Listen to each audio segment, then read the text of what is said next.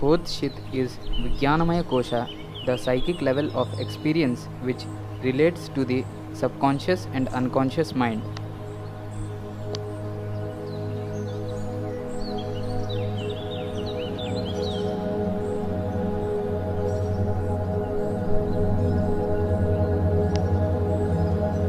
This sphere pervades manomaya kosha but is subtler than it.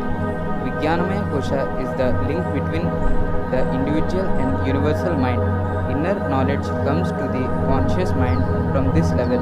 When this sheath is awakened, one begins to experience life at an initiative level, to see the underlying reality behind outer appearances. This leads to wisdom. The fifth sheath is anandamaya kosha, the level of bliss and beatitude. This is the causal or transcendental I body, the abode of the most subtle prana.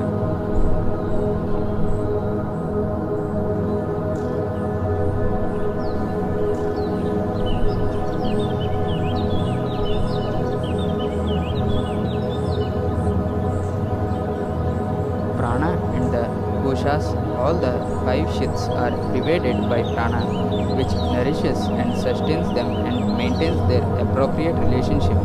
The movement from one kosha to another is also achieved with the help of prana.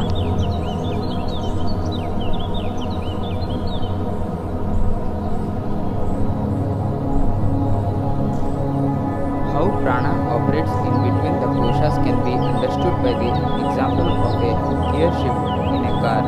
One moves in between the gears through the neutral. The car is also stopped and reversed by first putting it into neutral.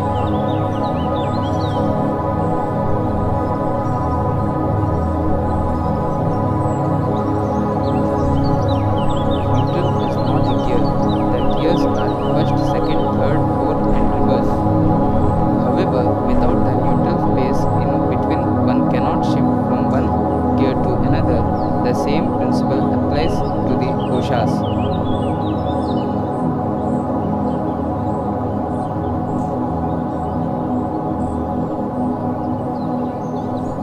The pranamaya kosha acts as the neutral space, allowing one to move from anandamaya to manomaya, manomaya to vijnanamaya, vijnanamaya to anandamaya and so on.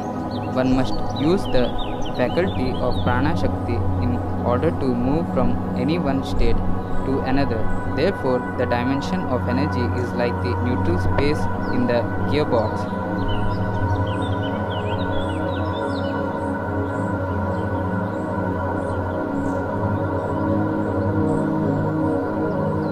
With the activation of prana, one gains access to the physical, mental, psychic and spiritual dimensions, ascending through the koshas. The aim of a yoga aspirant is to attain higher levels of consciousness by piercing through kosha after kosha. All yogic practices facilitate this aim.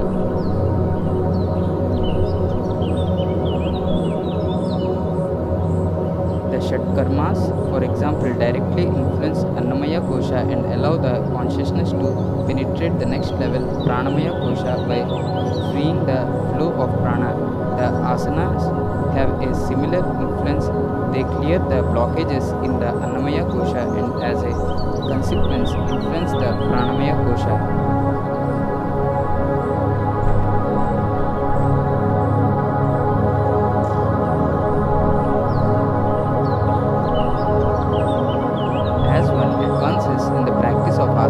Their range of influence becomes subtler and the pranamaya kosha is more directly influenced.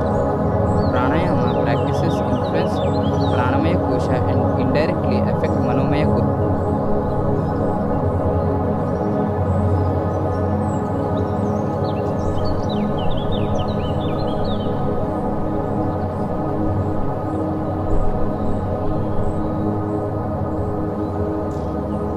Purification of the first three sheaths opens the door to the fourth sheath, Vijnanamaya kosha, the sheath of intuition, I, flow, and when Anandamaya kosha is penetrated, however, remains a mystery.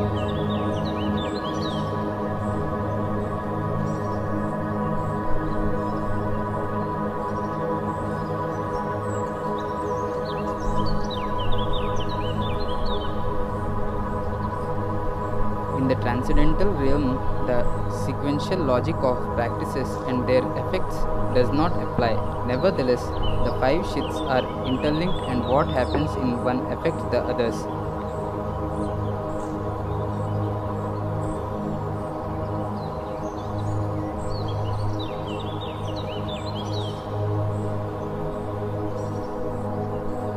The activation of pranic force leads to the development of healing abilities so that the energy can be used to repair the wounds of life. Purification of manomaya kosha results in clarity of thought and balanced expression of emotions and ego.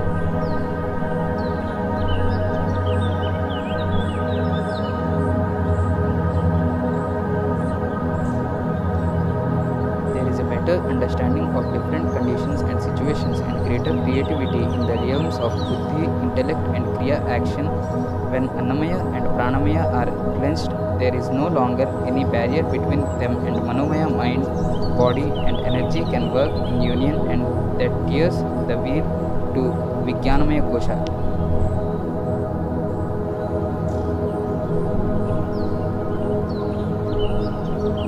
When the psychic sheath is accessed, concentration becomes refined and the deeper mind comes to the surface. The psychic experiences and extrasensory perceptions manifest, and deep-rooted samskaras are purged.